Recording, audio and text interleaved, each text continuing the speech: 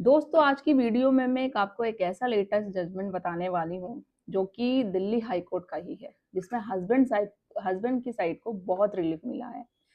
जो भी हस्बैंड जिन पे मेंटेनेंस का केस चल रहा है या वो चाहते हैं मेंटेनेंस कम करना या बंद करवा देना, ये जजमेंट आप लोगों के बहुत काम आएगा। अगर वाइफ को पहले से ही पैसे मिल चुके हैं हस्बैंड की साइड से, तो क्या फिर वो दोबारा अगर मेंटेनेंस में अप्लाई करती है दोबारा से भरने के लिए, तो क्या ऐसी सिचुएशन में मेंटेनेंस मिलेगा? तो इसी सवाल पर दिल्ली हाई कोर्ट ने एक बहुत बड़ा फैसला दिया है, जो एक ऐसा अभी इसी मंथ का अप्रैल का ही लेटेस्ट जजमेंट है। तो वीडियो को एंड तक जरूर देखिएगा, क्योंकि इस जजमेंट में 125 सीआरपीसी और डीवी एक्ट दोनों को इम्पोर्टेंट लीगल प्रिंसिपल बनाया गया है। तो देखना इम्पोर्टेंट है, जरूरी है।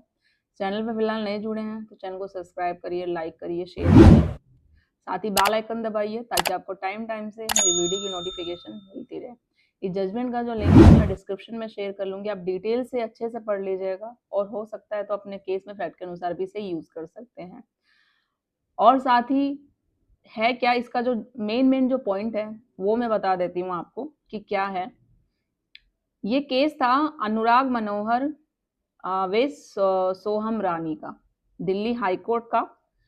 हुआ क्या, पति और पत्नी के बीच जैसे ही आमतौर पे सबके साथ जो मैट्रिमोनियल डिस्प्यूट चल रहा था, तो पत्नी ने डीवी एक्ट और 125 सीआरपीसी के तहत दोनों में मेंटेनेंस क्लेम किया, मतलब डीवी में भी किया और 125 सीआरपीसी में भी मेंटेनेंस क्लेम किया। कोर्ट रिकॉर्ड के अनुसार हस्बैंड एमसीडी में जूनियर इंजीनियर था। सैलरी लगभग उसकी 80,000 मंथली बताई गई। रेंटल इनकम भी बताई गई। लेकिन सबसे इम्पोर्टेंट फैक्ट ये था कि उसमें पत्नी को रोहिणी प्रॉपर्टी सेल में, कोई उनकी प्रॉपर्टी होगी रोहिणी में, वो सेल से उसको 20 लाख रुपए है जो पहले ही मिल चुके थे। यानी कोर्ट के सामने सवाल ये था, जब इतना बड़ा अमाउंट पहले ही मिल चुका है तो क्या मेंटेनेंस अलग से फिर क्या कंटिन्यू रहेगा, उसको दोबारा मिलेगा? अब फैमिली कोर्ट ने क्या किया, इस पे इंट्री मेंटेनेंस 25,000 मंथली तय कर दिया। लेकिन हस्बैंड साइड ने आर्ग्यू किया कि वाइफ को जब पहले से 20 लाख रुपए मिले हैं, इसलिए इस अमाउंट को मेंटेनेंस के अगेंस्ट ही एडजस्ट किया जाना चाहिए, दोबारा नहीं देना चाहिए। यही इशू अब क्या हुआ, वो फिर हाई कोर्ट पहुंच गया लेके अपना।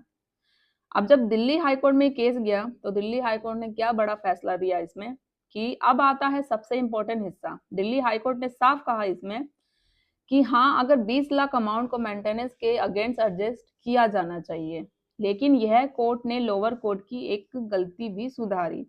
लोअर कोर्ट ने क्या कहा था कि एडजस्टमेंट डेट ऑफ सेपरेशन से होना चाहिए, जब जब से हस्बैंड वाइफ